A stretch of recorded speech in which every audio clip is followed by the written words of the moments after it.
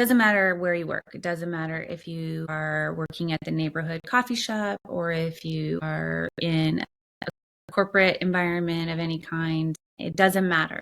All of that is valuable. There is a journey that everyone must take. So for those that are maybe feeling a little stuck or feeling like you don't know what your leadership track is, I say this all the time, like put your head down, do the work, research, self-improve, drive, try something new, take a risk.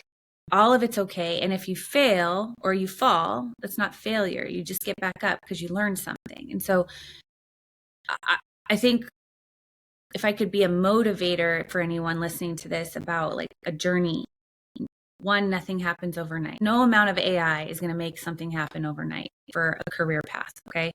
The second is it's okay to start from anywhere. It doesn't matter. And you can be a leader in any facet of your life. Welcome to the True Leadership Podcast, where we sit down with executive leaders to explore what leadership really means through the lens of their stories, their wins, their struggles, their vision, and their lessons along the way.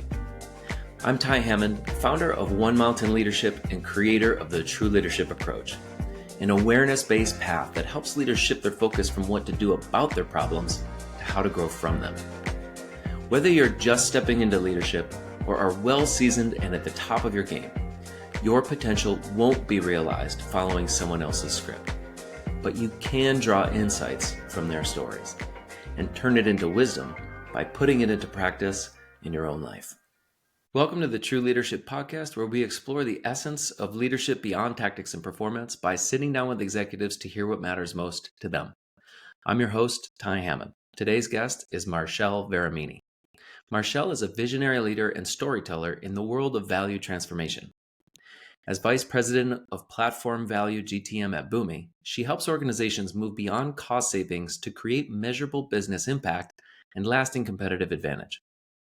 With leadership experience spanning SAP Concur, Amplitude, and now Boomi, she's built her career around one core belief. A real value experience tells a better story than any business case ever could. Beyond the enterprise world, Marchelle is also an owner of Varamini restaurants in Seattle, balancing the demands of leading a household, running a family business, and driving transformation at scale. It's a pleasure for me to have Marchelle on the podcast today. Welcome to the show, Marchelle. Thank you. Thanks for having me. Excited to be here.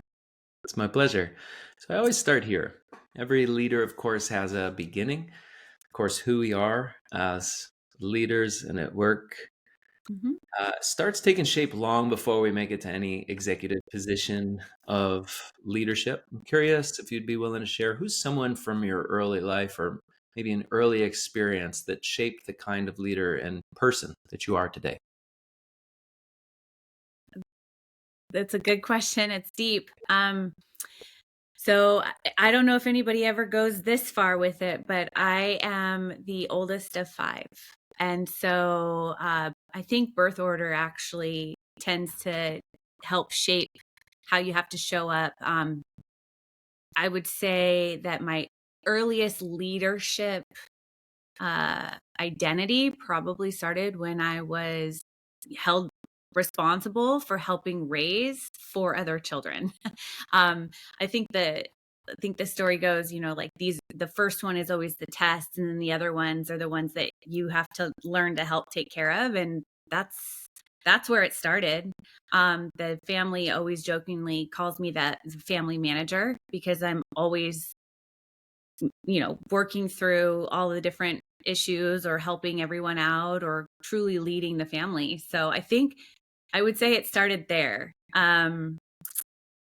There was other time, like there's a very pivotal moment that I remember feeling like there's something different about leadership that I just was really passionate about.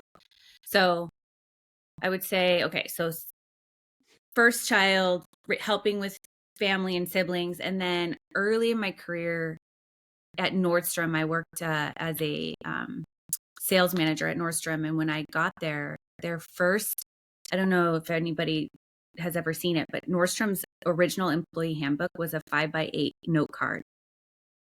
And it basically depicted the inverted pyramid leadership mantra. And so I recognized very early, like at 17, 18 years old, that like that's what leadership was an inverted pyramid, and you were there to support your team and drive, help them more so than you were at the top of the pyramid and pushing down.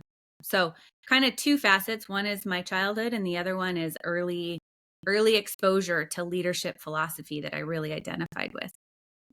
Yeah, I love that. I'm curious to.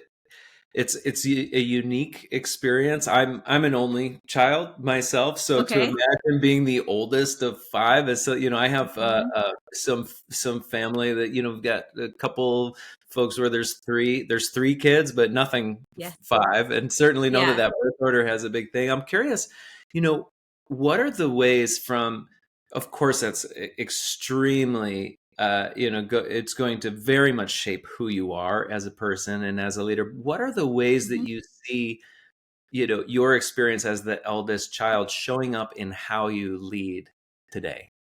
Yeah. So I think and I think it correlates with that whole inverted pyramid philosophy, right? So being the oldest, you are consistently the one being asked to help. So almost in that it shapes you being in you're anticipating that you're gonna need to help somewhere. So you're always, I think it just is a more innate feature or I guess innate feeling for me to always be at the ready to ensure that I'm helping with whatever anyone else needs, which I'm it's more servant leadership than anything else where you're there to support them.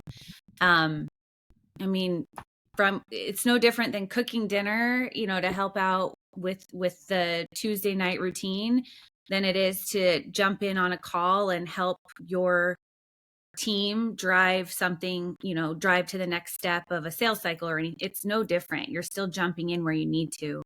Um, and you're just always aware or always looking for where somebody does need help. And that's it very much just blends together. Now that even saying it out loud is actually kind of a little bit freaky to me because I hadn't really thought about this connection until right now. Yeah. It's interesting in our home and with our kids. I bring up a concept called truly helpful. And Oh yeah. what you're saying right now is, there's a difference between being helpful. Being helpful is like doing what needs to be done, but being truly helpful is seeing what needs to be done Yeah, and doing I it. So agree. part of what I hear in that is, having that vantage point of, the responsibility and seeing, okay, what needs to be done. I don't necessarily have somebody here giving me the directives for that, and Mhm. needing to be able to see that sounds like it really creates a solid foundation for that leadership capacity. It does. I would say on that note, though, maybe there's a little bit of a challenge in that for me in terms of my leadership is that because to your point, we can see what needs to be done. There isn't somebody telling me what I need to do. Sometimes it can get in the way of progress if I'm looking at my team or I'm trying to guide or help or lead forward. And sometimes I miss the mark in terms of the expectation that the team should also see what needs to be done. Right. So I think sometimes I get so wound up in something where I know what needs to happen or I can see the light at the end of the tunnel. And I've learned in my career that the leadership quality that we're describing right now isn't always the right thing. Sometimes I do need to make sure that I'm not expecting that they know the answer or they can see the same light at the end of the tunnel. So um that's been, I've had a couple of lessons in my career that have really made like really honed in on the fact that not everybody can see what needs to be done. And I need to remember that sometimes. Well, it's super helpful. Of course, the gifts that we come in with are not just gifts; they also bring particular Yes. challenges that they'll create as well. It's like, so that's one of the Yeah. reasons that I love the journey of leadership and of learning and growth so much.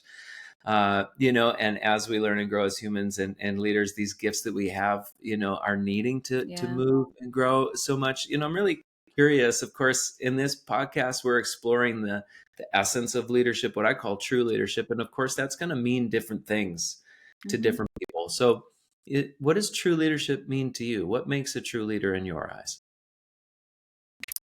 Um, True leadership to me is consistently almost like not wanting the credit.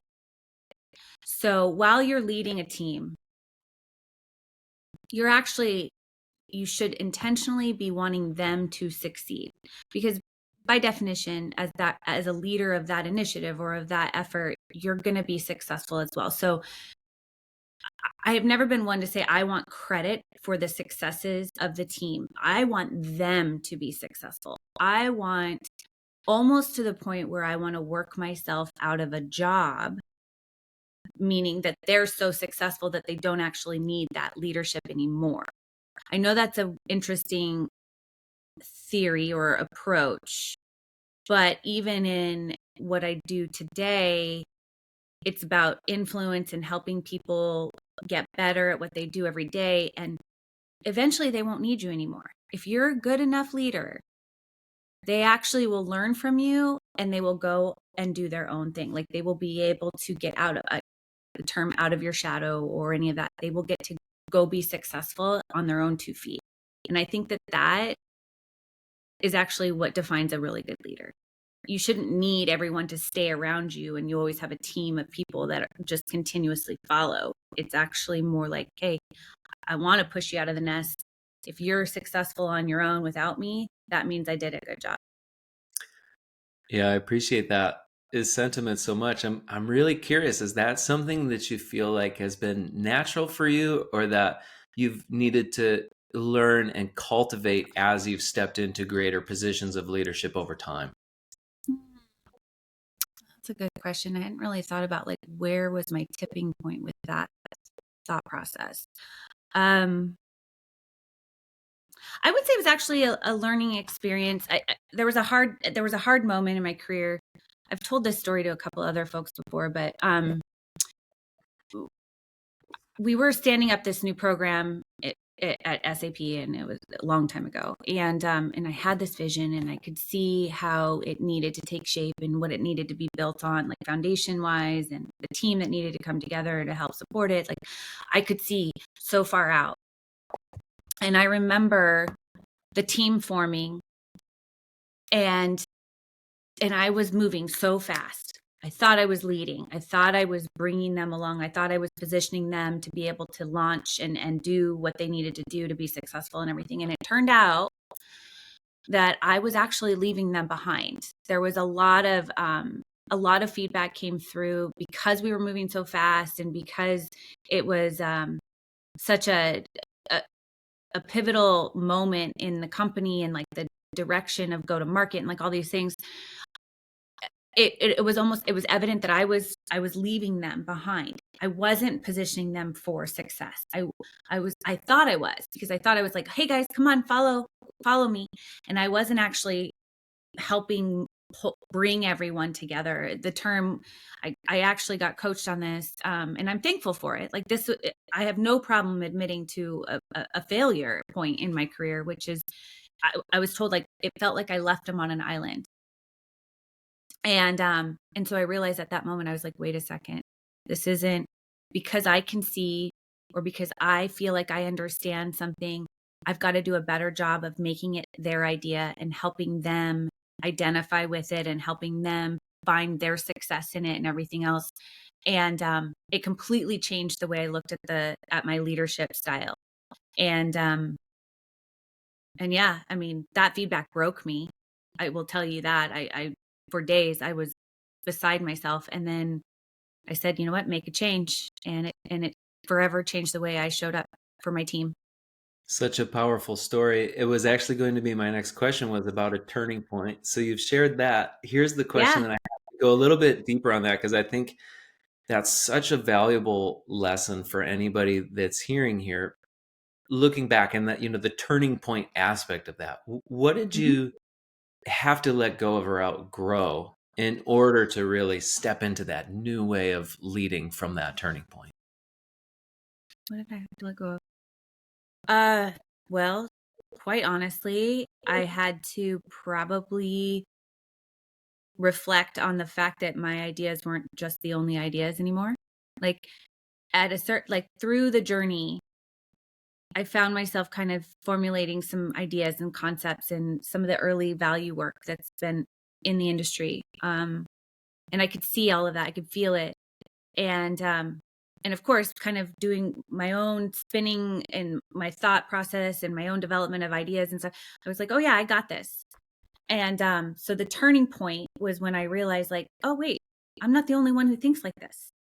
For the longest time, I felt like I was on an island about the vision for value-based sales motions and what it meant to work with a customer to truly get to the why behind any software purchase or anything like that. And I thought I was the only one. And until I kind of took that guard down and looked at everything around me, other people were thinking that same way. And it was a maturity step I had to take in terms of my career, and not think that I knew it all. I had to realize, like, wait a second, I'm not the only one in the room like this, thinking this way. So, and that goes to my team too. I mean, massive credit to all the teams I've led, because every time I've led a new group, we've taken it to the next level and the next level and the next level after that, because of kind of letting that barrier down. I hope that makes sense. Yeah, absolutely. And you use the word maturity, right? Which is Mm-hmm. it's an indicator of growth. And Yeah. so this is one of the reasons that I'm so passionate about leadership, is because it is a journey. It is a path of growth that requires, and boy, so many of those humbling moments to get Oh, that so feedback, many. Yeah. to let it break you down, to let it settle in, to let it marinate, and to just look at it and to say, okay, what am I going to do from here? That requires deep commitment. It kind of leads me into my next question, which is, thinking about your journey over the past few years, what's been the most valuable investment that you've made in yourself, in your leadership, and in your own personal growth, and what difference has that made in your leadership in your life? Well, this is going to go back into like kind of the personal side of things. I think, like, I've always been like the person who had to prove I could do it. I don't know, maybe it's a generational thing, maybe it's the oldest child thing, maybe it's the expectations put on me. I have no idea. And also being a mother and being taught or told that I needed to have it all and do it all. So that's very much in my head all the time, right? So what I know to be true about how I really, I guess, grew in this is I just wanted to show I could do it. So I have a 21-year-old son. We kind of talked about this earlier. Like, he's 21. You know, I wanted to show him that I could do this. I could make a life. I could help others create a life for themselves and lead larger teams. I mean, we have our own business and we lead, different career paths everywhere. I mean, we've got from cooks in the kitchen to value consultants in the enterprise. Like, there's a wide range of leadership responsibility, and I consistently just want to show I can do it, improve I can do it to others around me, my family in particular, to show and be a rock for them. So I don't know if that answers the question fully, but that's kind of where the motivation is and where my head goes every single time someone asks me, like, where's this coming from? Yeah, absolutely. Sounds like that commitment is something that it sounds intrinsic to some extent. Yeah, sounds Yeah, like it's baked in. it's completely baked in. I mean, again, back to being the oldest, being a mom. I was single mom for a long time too. And then you have, the business side of things, one day I won't be in the enterprise corporate world anymore. One day, hopefully I get to, I don't know, hang out at my restaurant and enjoy, or restaurants, and enjoy time with my husband and my family. And, so it is intrinsic. It's there. I show up every day just trying to make sure that I can continue to push forward and show that especially Peyton, my son, that I can do this. Very Boy, important to me. yeah, it really brings up It really brings up for me this, I'll go a little just into a little personal story myself. When I found out that I was going to be having a child, I asked around, all of the parents that I could think of, what is the golden nugget that you have, right, Mm-hmm. for being a parent? And I heard hundreds of pieces of advice, and there was really only one thing that really stuck with me. And it was a gentleman who said, "You do you, and it'll show your children that they can do them." So in other I words, like that. modeling and showing, not telling. And that's a little bit of what I take from that as the power of it, and in leadership is modeling, right? It's Mm-hmm. showing, it's walking, not just talking. So Yeah, walk the walk for sure. It's mhm. funny. So to your point, kid, like the advice you get and whatnot. One of the mantras of my raising my son was, and he has it as it's ingrained in his mind, is not it's be a good human is our everyday motto. Like when I would drop him off to elementary school, I would say, "What's the rule today? What's the rule?" And there's two. There was one which was make a new friend every day. Nice. And then the second was be a good human. To the point where his first tattoo he got says "Be a good human" on his arm, and not that I was happy about that, but that's fine. and um, I and learned the lesson, Mom. yeah, well, I mean that's the best. Like that's the way he's going to get away with it, right? Is it's mom, it's our mantra, right? So, Smart. but yeah, be a good human. And so to your point, like you have to walk the walk, show, be an example. The only way he was going to show up as a good human in the world is if I was also a good human in the world, and he was watching my husband and I be that example to him. Same thing as in the enterprise or in the corporate space, you still got to be a good human. You got to be um actually, you know what? That's actually probably one of the most important things. You got to be human. You have to be a human leader. Like we're in tech, or I'm in tech. Whoever's listening to this, you may not be in tech, but I'm in tech, and it can feel like you're not in a world of humans sometimes, especially with the way the world's going now. And I think leadership requires a human. You have to remember that that's the most important piece, is being a good human and walk the walk.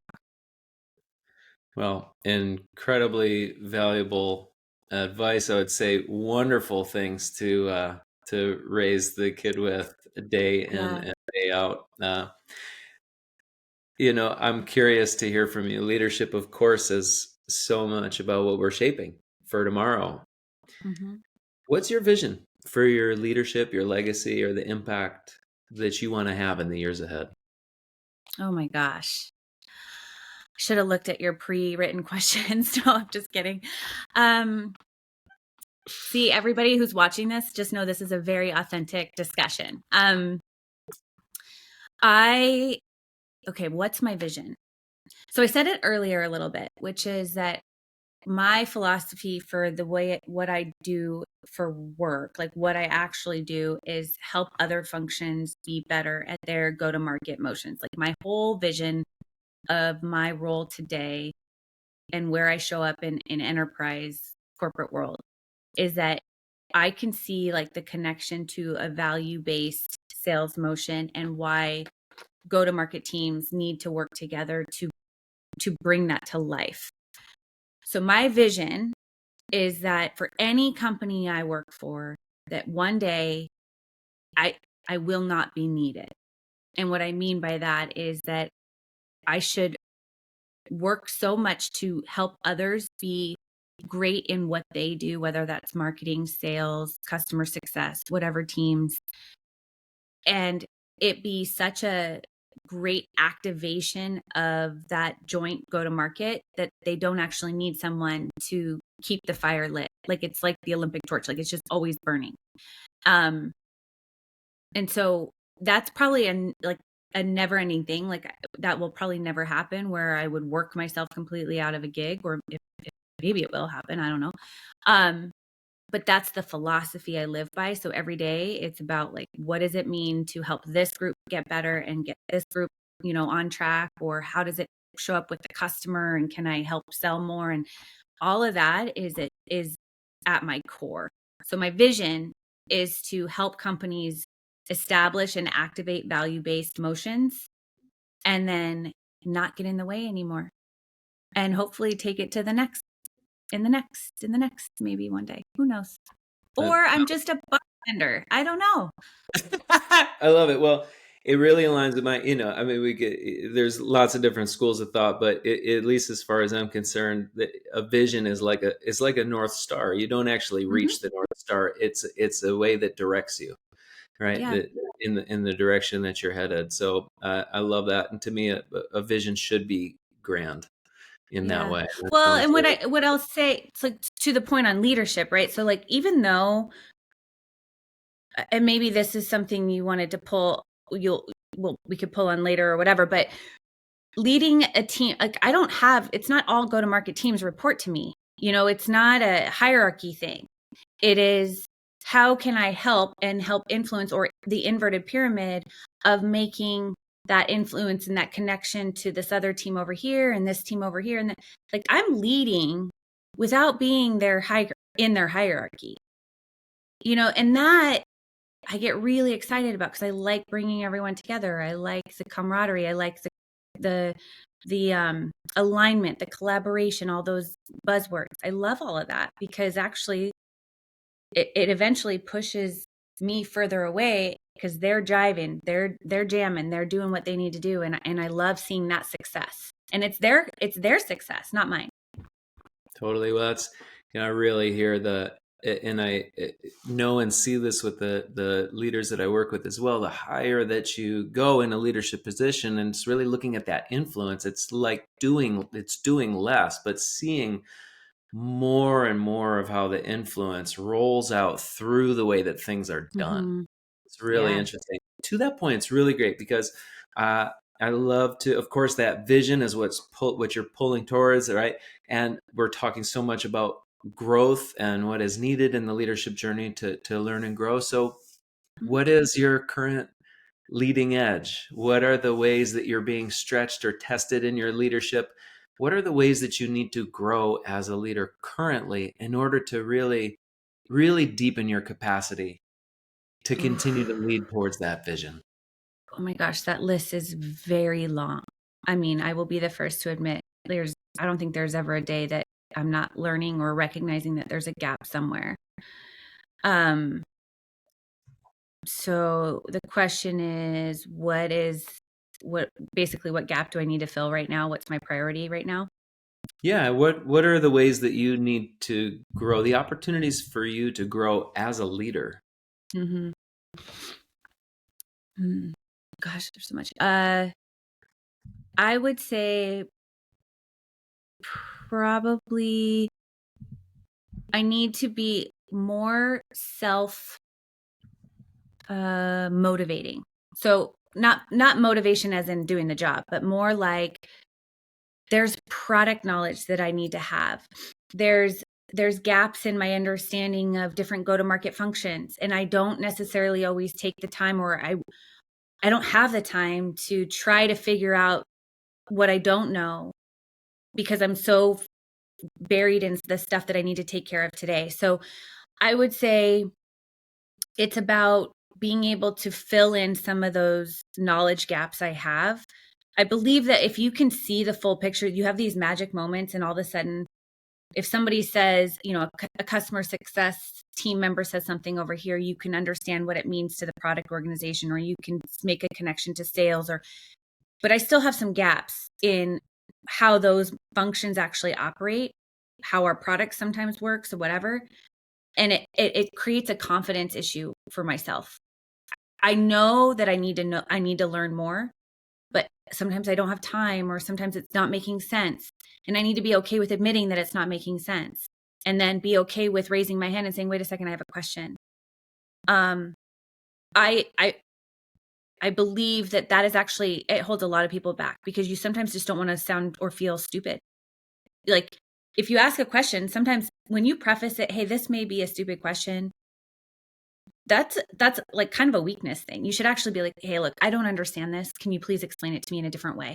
Or I need to learn this, so give me a second. Let me come back to you. I need to be more willing to admit that there are pieces of the puzzle that I don't quite understand how they fit together all the time. So I hope that's a very honest and very vulnerable response, by the way. Well, and I appreciate it so much. The honest response to you that I'll give you is that many of the leaders that I speak with work with a very similar thing, right? Mm-hmm. And part of what you're talking about, and the one way that I sort of look at it, is what you're actually doing in a moment where you're saying, "Hey, I'm not sure of this, or this is something that you're being aware of what you know that you don't know." Yeah, but sometimes it's hard to admit that, Very much. like Yeah. if I'm, especially with a room full of people who act like, or they sound like they get it, but I would venture to guess that probably 50% of the rooms is also in the same boat. It's an interesting. If we could all just be honest about it sometimes. If we could all just be honest. Agreed. Mm-hmm. Agreed. Well, Yeah.